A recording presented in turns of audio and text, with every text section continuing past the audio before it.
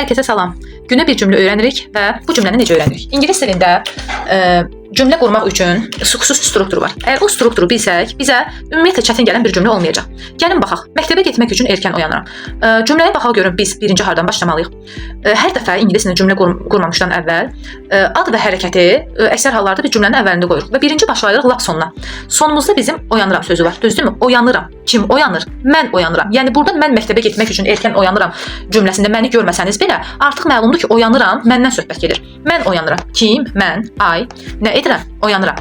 I wake up. Wake up. Artıq sonuncu belə deyim də söz birləşməmizi gətirib cümlənin əvvəlini qoyduqsa, ondan artıq o tərəfi çox rahatdır. Belə deyək də sondan əvvələ doğru cümləmizi qura-qura sözlərimizi yaza-yaza gedirik. I wake up. Erkən. Nə oldu? Early.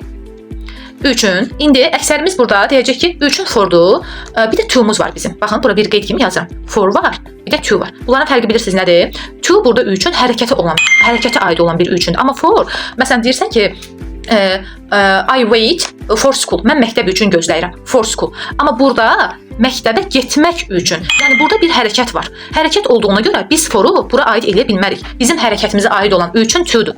I wake up early to. Baxın, gətirdim qoydum. 1 bu, 2 bu, to. 3 oldu. İndi getmək. To go. Bu oldu 4. Hara? Məktəbə. 5-ci də bu oldu. Məktəbə. A, ə, ya, yə, tərəf. Biz hansı söz önündən istifadə edirik? To-dan. To go to school.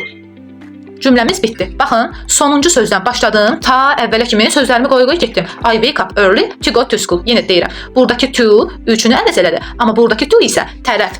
A, ə, ya, yə şəkilçisini əvəz elədi. İndi bura bir cümlə mən yazıram. O cümləni siz qurmağa çalışın. Biz ev almaq üçün pul yığırıq.